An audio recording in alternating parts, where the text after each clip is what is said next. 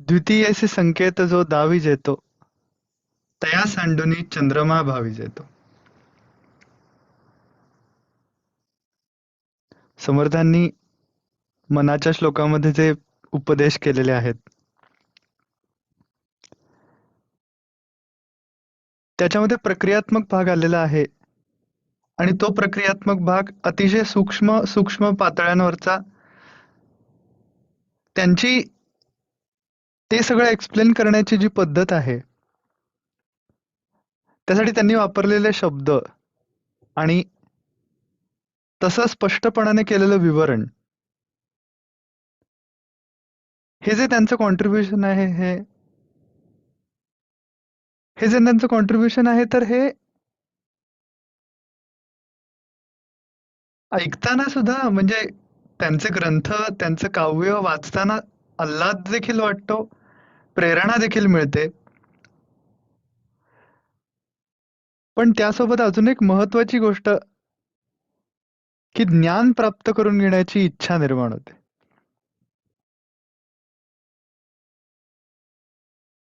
महावाक्य तत्वाधिके पंचीकरणे मनाच्या श्लोकांमधला 154वा श्लोक.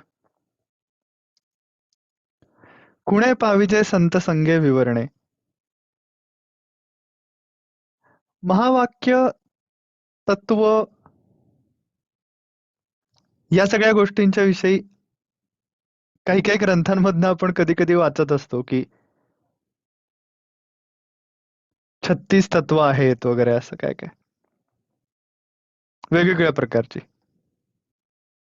पूर्ण विश्वामध्ये. आणि मग पंचीकरण क्रिया म्हणजे जलतत्व, वायुतत्व, त्याच्यानंतर भूतत्व, अशी अनेक तत्व. आणि मग ती सगळी एकमेकांच्या मध्ये कशी आहेत वगैरे असं सगळं ते शास्त्र आहे खरं तर. आपण ते काही फार वाचलेलं पण नसतं, पण समर्थांना इथे असं म्हणायचं की त्या सगळ्या तत्वाधिकांनी पंचीकरणाने त्याचा अभ्यास केल्याने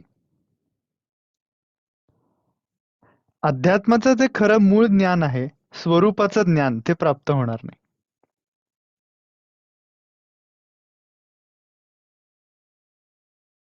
हे सगळं महत्वाचं आहे, पण त्याच्यातली जी मुख्य खूण आहे, खूण कसली तर समाधानाची खूण, ती कोण दाखवून देईल?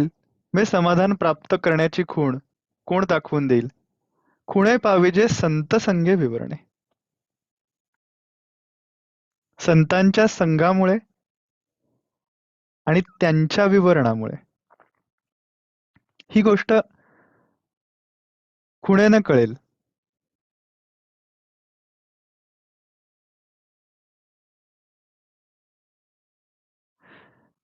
महावाक्य हे महत्वाचं आहेच. तत्वम असी, ते तत्व तू आहेस, हे ते महावाक्य आहे.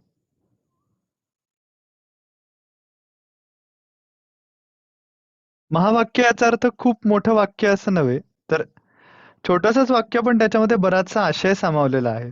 त्याच्यामध्ये बराच मोठा अर्थ सामावलेला आहे असं वाक्य.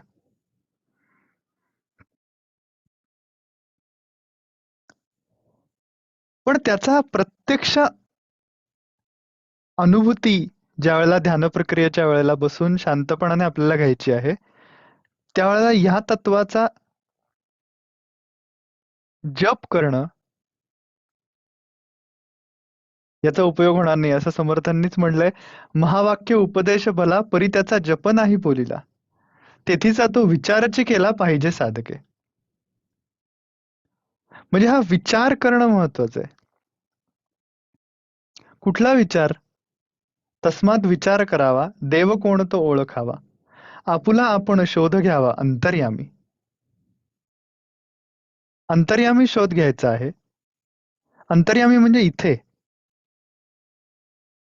भ्रूमध्यपाशी, इथेच अवधान केंद्रित करून शांत राहणे. शांत राहून बघणे थोडा वेळ.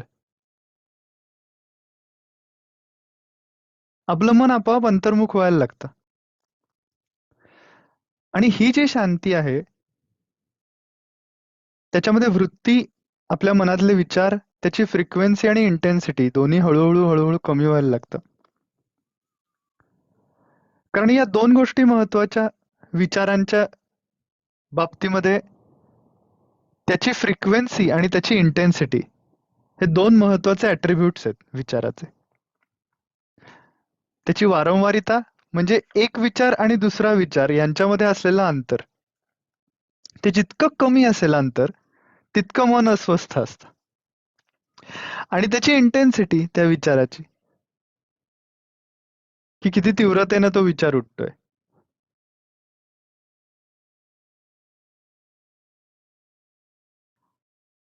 आणि ती जी इंटेन्सिटी आहे, ती इंटेन्सिटी जितकी जास्त असेल, तितकं आपलं अवधान हे त्याच्यामध्ये वाहवत जाण्याची शक्यता जास्त असते, कारण त्याचा प्रभाव पडतो मनावर.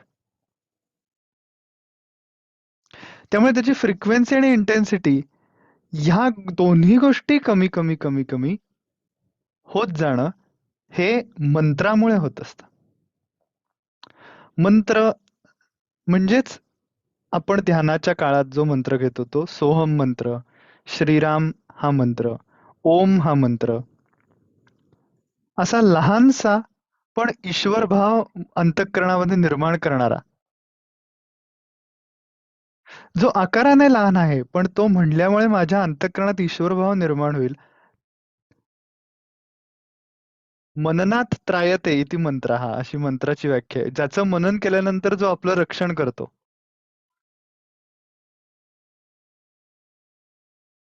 रक्षण करतो म्हणजे इतर विचारांच्या पासून आपलं अवधान खेचून घेऊन या ठिकाणी केंद्रित करण्यासाठी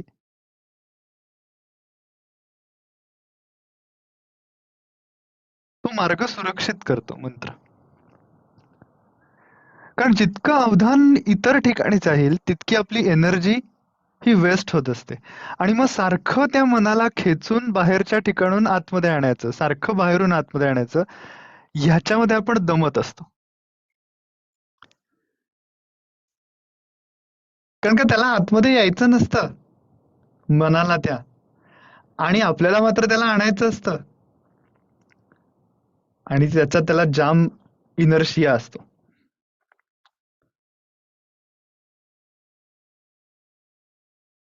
पण यावरती ज्ञानेश्वर महाराजांनीच एक उपाय सांगितलाय, का जे या मनाचे एक निके, निके म्हणजे चांगली गोष्ट, या मनाची एक चांगली गोष्ट आहे असं ज्ञानेश्वर महाराज म्हणतात. का जे या मनाचे एक निके, जे देखिले गोडीची या ठाया सवके. एकदा त्याला त्याच्यातली गोडी कळली की ते पुन्हा पुन्हा तिकडे यायचा विचार करेल आपणूनच.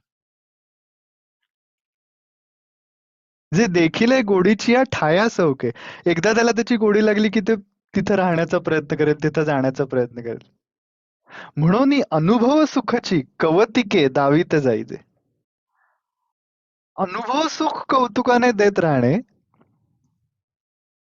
फार महत्वाची गोष्ट आहे, असं ज्ञानेश्वर महाराज म्हणतात.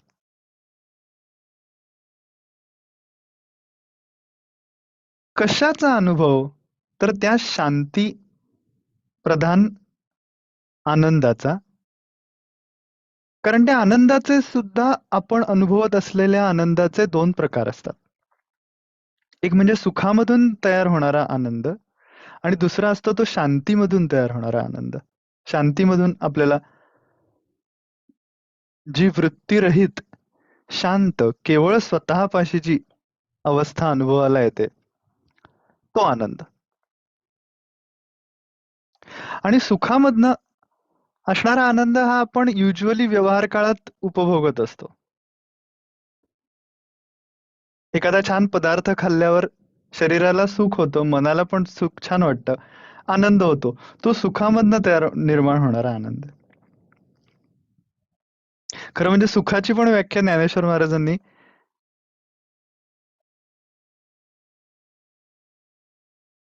जीव आत्मयाची आहे. जीव हा ज्या वेळेला आत्मस्वरूपावरती अवधान केंद्रित करून ठेवतो, तव जे होय तया नाव सुख, असं म्हणलेलं आहे.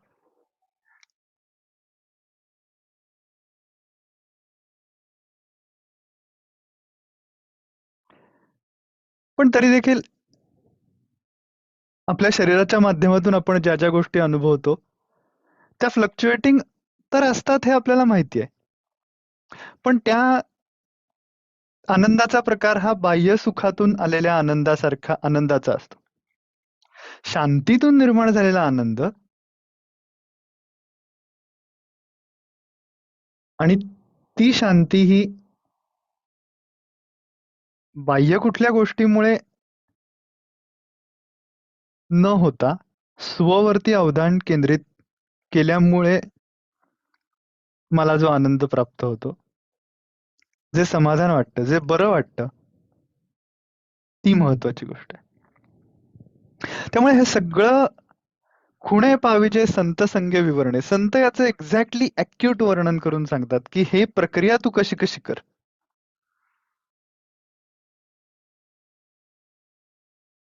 शांत बस, मस्तकामध्ये अवधान केंद्रित कर, मंत्र चालव, श्वास घेणे सोडणे, श्वास घेणे सोडणे या मंत्रावरती श्वास घेताना सो, सोडताना हम असा सोहम मंत्र आणि मग हळूहळू विचार शांत होत जात जात स्व म्हणजे मी आहे या आपल्या मूळ अस्तित्वाच्या जाणीवेवरती अवधान केंद्रित करणे. या जाणीवेवरती अवधान केंद्रित करणे, मुळात जाणीव म्हणजे काय आहे हे कळणे, यासाठी या गोष्टीची दररोज प्रॅक्टिस लागते. आणि ती गोष्ट सूक्ष्म आहे. सूक्ष्म आहे म्हणजे काय, तर ती एकतर दिसत नाही, डोळ्यांना तर मुळीच दिसत नाही. ती कुठल्याही बाह्य पद्धतीने अनुभवाला येत नाही. शब्द, स्पर्श, रूप, रस, गंध या कशानेही ती अनुभवाला येत नाही. जाणीव ही गोष्ट. मग तिचा अनुभव कसा येईल? अवधान त्या जाणीवेवर केंद्रित करून गुरुदेव रानडे असं म्हणायचे की सत्याकडे जायला मार्गच नाही दुसरा. कारण जो सत्याकडे जायला निघालाय तो स्वतःच सत्य स्वरूप आहे. त्यामुळे जाणीवेचा अनुभव काय घेणार? मीच स्वतः जाणीव स्वरूप आहे, मीच स्वतः आत्मस्वरूप आहे. त्यामुळे नंतर कधीतरी घडण्याची ही गोष्ट नाहीये. माझं अवधान त्यावर केंद्रित असणं ही महत्वाची गोष्ट आहे. त्यामुळे ही गोष्ट समजून घ्यायला थेरॉटिकली सुद्धा तशी तितकी वरवर हसत खेळत समजून घेतली. इतके ते सोपं नाहीये. शांतपणाने बसून एकतर ती समजून घ्यायला लागते, थेरॉटिकली पण. आणि नंतर प्रक्रिया करताना शांत बसून डोळे मिटून आपल्याच वरती तो प्रयोग करावा लागतो. स्वतःवरती. आणि मग हे संत कशा पद्धतीने दाखवतात त्याला एक दृष्टांत दिलाय समर्थांनी इथे. हे म्हणजे ही प्रक्रिया कशी करायची आहे किंवा प्रक्रिया कशी करायची हे असं म्हणण्यापेक्षा सुद्धा अवधान जाणीवेवर केंद्रित करायचं हे कसं करायचं हे संत कसं सांगतात याला दृष्टांत दिलेला आहे समर्थांनी. द्वितीयेसी संकेत जो दावी जेतो तया सांडुनी चंद्रमा भावी जेतो. हा तो दृष्टांत आहे किंवा ही ती उपमा आहे. द्वितीयेसी संकेत जो दावी जेतो याचा अर्थ असा की आपल्याला माहितीये चंद्राच्या कळा असतात. तर अमावस्येला चंद्र पूर्णपणाने दिसेनासा होतो. प्रथमेला तो सुद्धा खरं तर दिसतच नसतो. ऑलमोस्ट नसतोच दिसत. द्वितीय ही जी तिथी असते त्याला त्याची अशी छोटीशी कडा दिसत असते फक्त. आणि ती बघणं हे जरा कष्टप्रद असतं कारण का ती पटकन दिसत नाही आपली अशी डोळ्याला. पूर्ण चंद्र पौर्णिमेचा जसा लख्ख दिसतो तर ती कडा अगदीच सूक्ष्म असते. त्यामुळे ती बघायला जरा कष्ट करायला लागतात की कुठे आहे नक्की. मग ज्याला दिसली असेल तो दुसऱ्याला असं सांगतो की अरे ते बघ तुला ते झाड दिसतंय का? तर तो म्हणतो हो दिसतंय, झाड दिसतंय. आता त्या झाडाची ती वरची फांदी बघ. ती फांदी दिसते का तुला? तो म्हणतो हो ती फांदी दिसते. आता त्या फांदीच्या टोकाला बघ. दिसलं का फांदीचं टोक? तर तो म्हणतो हो दिसलं, फांदीचं टोक दिसलं. आता त्याच्या थोडस वरती बघ. तिकडे ती कोर आहे चंद्राची. असं ज्याला ती कोर दिसलेली आहे चंद्रकोर तो सांगतो. हा जो आहे हा द्वितीयेशी संकेत. संकेत द्वितीयेशी संकेत जो दावीज येतो, जो संकेत आहे, कुठला संकेत आहे? त्या झाडाच्या फांदीचं ते टोक हा तो संकेत आहे. द्वितीयेशी संकेत जो दावीज येतो तया सांडूनी चंद्रमा भावीज येतो. आता ते टोकच नाही बघत बसायचंय, ती फांदीच नाही बघत बसायची. ते सोडून देऊन त्याच्या वरती जी कोर आहे ती चंद्रकोर बघायची. तया सांडूनी चंद्रमा भावीज येतो. त्याप्रमाणे संत आपल्याला सांगतात की आता या दृष्टांतामध्ये खरं तर इतका अप्रोप्रिएटनेस आहे की झाड ही सगळ्यात स्थूल गोष्ट आहे. म्हणजे as compared to to to ती चंद्रकोर जी आपल्याला बघायची आहे, त्याच्या दृष्टीने झाड हे स्थूल आहे खूप, कारण का ते उघड डोळ्याला मोठं दिसतंय. आणि मग झाडापासून सुरुवात करून त्याच्या फांदी पर्यंत, मग त्या फांदीच्या टोकापर्यंत आणि मग वरती आकाशात असलेल्या चंद्रकोरापर्यंत सगळा प्रवास गेलाय.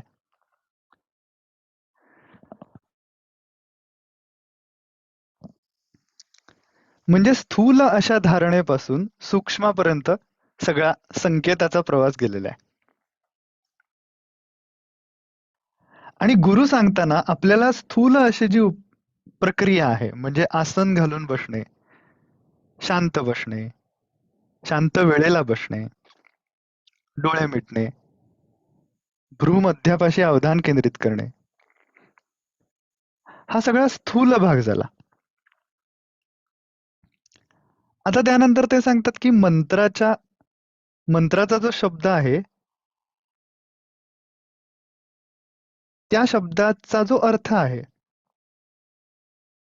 म्हणजे मी समजा सोहम मंत्र घेतलाच असेल, तर सोहम मंत्राचा अर्थ आहे की सर्व विश्वामधले जे चैतन्य आहे तेच माझ्या आतमध्ये आहे. हा त्याचा अर्थ आहे. आता ह्या अर्थाच्या पलीकडे सगळ्या विश्वामधलं चैतन्य जे आहे तेच माझ्यामध्ये असेल तर मी, असं मी ज्याला म्हणतो, माझ्या मूळ अस्तित्वाच्या जाणीवेला, ती जाणीवच मला फोकस करायची आहे. म्हणजे अर्थाच्या पलीकडे त्या अस्तित्वाच्या जाणीवेचा स्पर्श किंवा त्याची अनुभूती आहे. आणि ती सगळ्यात सूक्ष्म गोष्ट आहे. त्यामुळे असं करत करत करत करत करत प्रवास करत करत जाते ती व्यक्ती. धारणेचा सुद्धा प्रवास करत जाते. सुरुवातीला शांत बसते. सगळ्यात सुरुवातीला सद्गुरूंचं आपण स्मरण करतो. थोड्या वेळपर्यंत. मग त्याच्यानंतर आपण मंत्रावरती अवधान केंद्रित करतो. तो मंत्र याच ठिकाणून स्फुरतो आहे. भ्रूमध्यापासून स्फुरतो आहे. अशी धारणा धरली तर त्याचा उपयोग होतो. अवधान केंद्रित करण्यासाठी. कारण सगळं आणि ते सायंटिफिक पण आहे. कारण का सगळे विचार या ठिकाणून निर्माण होतात. म्हणजे ह्याच्या आतमध्ये. मेंदू इथे असतो ना. तर त्यामुळे मंत्राचे शब्द देखील त्याच ठिकाणून स्फुरत आहेत. तर त्यामुळे मंत्र हा त्या मंत्रावर फोकस करणे हा अलीकडचाच टप्पा झाला. आता तो मंत्र जो अर्थ ध्वनित करतोय, तो अर्थ मनावरती आणणे, म्हणजे तो येतोच आपोआप ज्यावेळेला आपण मंत्र म्हणतो त्यावेळेला. पण विशेष लक्ष त्याकडे देणे आणि मग ऍक्च्युली ते शब्द सोडून देऊन केवळ अस्तित्वावरती अवधान केंद्रित करणे. म्हणजे हे असं ह्याच्यानंतरचा हा एक टप्पा असं नाही आहे, ते प्रोग्रेसिव्ह आहे. म्हणजे आता मी शब्द सोडून दिल्यानंतर मंत्राचा शब्द मी सोडून दिला. आता केवळ मी अवधान केंद्रित करणार असं आपल्याला ठरवता येत नाही. याचं कारण का शब्दांची गरज असतेच सारखी. कारण मन कुठे जाईल हे सांगता येत नाही मध्येच. त्यामुळे त्याला पुन्हा प्रक्रियेच्या ट्रॅकवर आणायला मंत्राच्या शब्दांची आवश्यकता असते. त्यामुळे पुन्हा एकदा जर का ते अवधान नीट केंद्रित होत नसेल त्या गोष्टीवर, तर पुन्हा एकदा मंत्राच्या शब्दांनी त्याला रिमाइंड करायला लागतं, की हां, इथे अवधान केंद्रित करायचंय.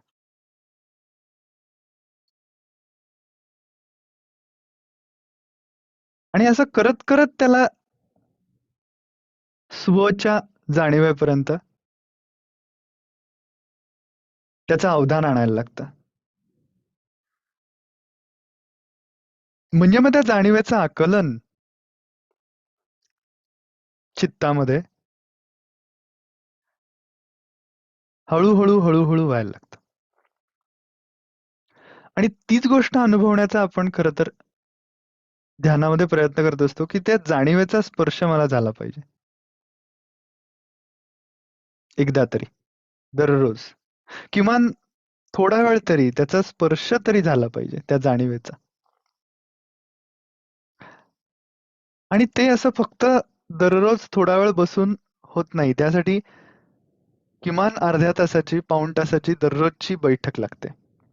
तरच ते होतं.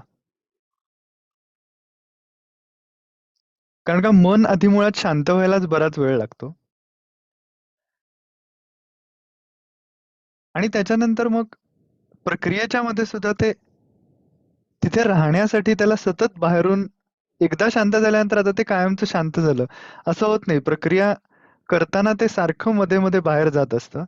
हळू-हळू, हळूहळू त्याला वळण लागतं आणि मग ते लहान मूल असतं ना एखादं, ते पायरी चढण्याचा प्रयत्न करत असतं. तर ते बराच प्रयत्न करतं, बराच प्रयत्न करतं, बराच प्रयत्न करतं आणि एकदा त्याला जमतं वरती पाय टाकायला आणि मग ते खुश होतं आणि आईच्याकडे आनंदाने हसून बघतं. तसं त्या मनाचं होतं. जाणीवेचा त्याला स्पर्श झाला की, की अवधानाचे लक्ष केंद्रित करण्याचे खूप अटेम्प्ट्स आपण ध्यानाचं ड्युरेशन जितकं जास्त असेल, तितके हे अटेम्प्ट्स जास्त मिळतात. अटेम्प्ट्स करण्याची संधी जास्त मिळते. लक्ष केंद्रित करण्याचे अटेम्प्ट्स जास्त मिळतात.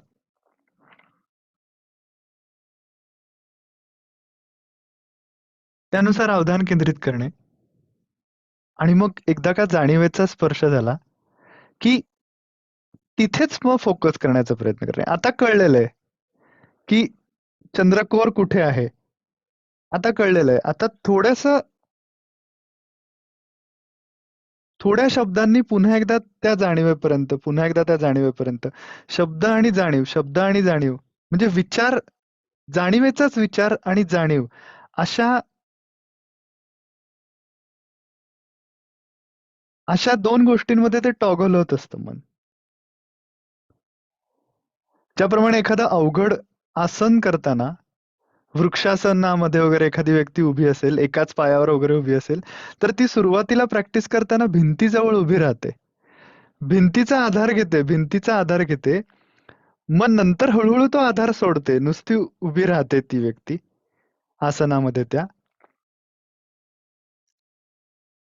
पण मध्येच तिचा तोल गेल्यासारखं तिला वाटतं, ती पुन्हा एकदा भिंतीचा आधार घेते. पुन्हा तो आधार सोडण्याचा प्रयत्न करते. हे जशी प्रक्रिया आहे, तशाच प्रकारची प्रक्रिया अवधानाच्या बाबतीत मनाची होत असते. की ते अवधान जाणीवेवर केंद्रित करणं आणि ते पुन्हा शब्दांवरती येणं.